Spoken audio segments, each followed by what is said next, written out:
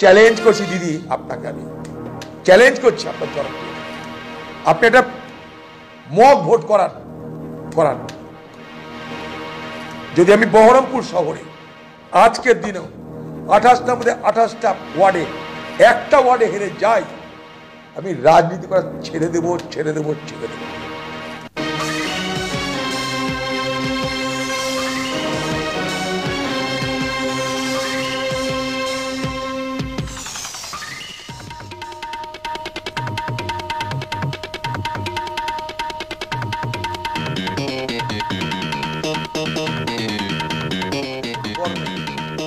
আমি দিদিকে বলছি, দিদি বহরমপুর আপনার ঘর, একটা ইনফরমালি বন্ধুত্বপূর্ণভাবে একটা নির্বাচন করান না আরেকবার, এর ফলাফল স্বীকৃত হবে না। আপনাকে যদি আমি এই শহরে 28টা ওয়ার্ডে 28টা না হারাতে পারি, আমি অধীর চৌধুরী রাজনীতি করা ছেড়ে দেব। আপনি একটা মক যেমন হয়, একটা মক ভোট করান। আপনার দলকে রাখুন, আমাদের দলকে রাখছি, হোক না নতুন উদাহরণ তৈরি হোক না। লুট করেছেন আপনার নেতৃত্বে, সারা বাংলায় লুট হয়েছে ঠিক 12টার পর, সেন্ট্রালাইজ লুট। কমান্ড বলছে লুট করা শুরু করো, লুট শুরু হয়ে গেল। লক্ষ্য করুন, সারা বাংলায় একসঙ্গে লুট হচ্ছে 11:30 12টা। আরে দিদি, আপনি এত কমজোর হয়ে যাচ্ছেন কেন? আপনার ঘরের মধ্যে তোড়ফোড় চলছে, আপনার ঘর ভাঙছে, আপনি আতঙ্কিত। আপনার দলের নেতারা সমর্থন করছেন, আতঙ্কিত আপনি, তাই কোনো রিস্ক নিলেন না। আপনি যদি এদিক ওদিক হয়ে যায়, আপনার হয়তো নেতৃত্ব নিয়ে প্রশ্ন উঠবে, তাই আপনি কোনো রিস্ক নিলেন না। নো রিস্কের খেলা খেললেন দিদি। আপনি দিদি খেললো নো রিস্কের খেলা, কারণ সঙ্গে পুলিশ আছে, সঙ্গে মস্তান আছে, দুর্বৃত্ত আছে, টাকা আছে, তাই দিদি নো রিস্ক খেলা খেললো। চ্যালেঞ্জ করছি দিদি, আপনাকে আমি চ্যালেঞ্জ করছি আপনার জনপ্রিয়তা, আপনি একটা মক ভোট করান।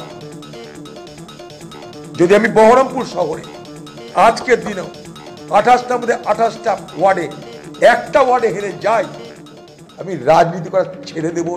হাতুড়ি আছে, ক্ষমতা আপনার 3বারের মুখ্যমন্ত্রী মেরে কেড়ে নিলেন, পুলিশ উঠছে আর বসছে আপনার নেতাদের কথায়। পেট ভর্তি মদ, কোমরে রিভলভার নিয়ে কি করলেন আপনি? এটা কি প্রয়োজন ছিল? এই অত্যাচারে কি কোনো দরকার ছিল? এতে কি বাংলার ভাবমূর্তি উজ্জ্বল হলো? আপনার এই অত্যাচার থেকে বাংলায় বিনিয়োগ বাড়বে না কমবে? আপনি দেখবেন পরে। এই বাংলার স্বীকৃতি আপনি শেষ করে দিলেন, এই বাংলার গৌরব আপনি শেষ করে দিলেন, এই বাংলাকে লুটের বাংলায় আপনি রূপান্তরিত করলেন, মগের মুলুক করলেন আপনি। এই বাংলাকে আপনি মগের মুলুকে রূপান্তরিত করলেন। আনিস খানের মতন একটা যুবককে পিটিয়ে ছাদ থেকে ফেলে মেরে দেওয়া হয়, তা নিয়ে মাথা ব্যথা নাই আপনার। আনিস খানের হত্যার রহস্য খুঁজে বার করতে মাথা ব্যথা নাই, ভোট লুট করতে মাথা ব্যথা। নরেন্দ্র মোদীর যেমন মাথা ব্যথা উত্তরপ্রদেশের ভোট, ইউক্রেনে ভারতবর্ষের ছাত্রছাত্রীদের কেউ দেখার দরকার নেই, আপনারও তাই। আনিস খানের মৃত্যু কারণ কি, রহস্য কি, উদ্দেশ্য কি জানা নাই, ভোট লুটো। ঠিক 11:30 12টা থেকে হিসাব মতন সেন্ট্রালাইজ কেন্দ্রীয়ভাবে সারা বাংলা জুড়ে ভোট লুট হলো, এবং সেই ইঙ্গিত আমরা আগে পেয়েছিলাম। আপনার দলের মন্ত্রী বলছে, দিদি বলে দিয়েছে 2000-এর বেশি 2050 করো না, মানে 2000 পর্যন্ত প্রতিটা ওয়ার্ডে লুট তোমরা সীমিত রেখো।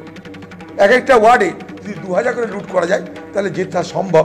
দিদি ক্যালকুলেশন করে আগেই ফর্মুলা বলে দিয়েছিল, তার মন্ত্রী সেটা বলেও দিয়েছিল। তবুও ভেবেছিলাম যে হয়তো কিছু ভোট হবে। তারপরেও কি করে জিতছে আমার কাছে একটা বড় প্রশ্ন। তারপরেও কি করে জিতলো কংগ্রেসের ক্যান্ডিডেটরা?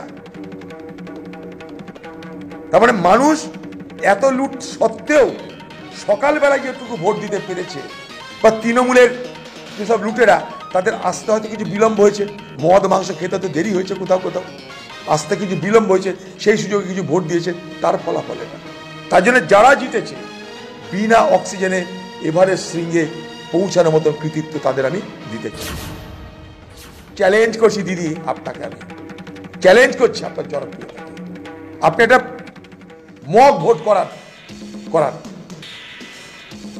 যদি আমি বহরমপুর শহরে আজকের দিনেও 28টার মধ্যে 28টা ওয়ার্ডে একটা ওয়ার্ডে হেরে যাই, আমি রাজনীতি করা ছেড়ে দেবো।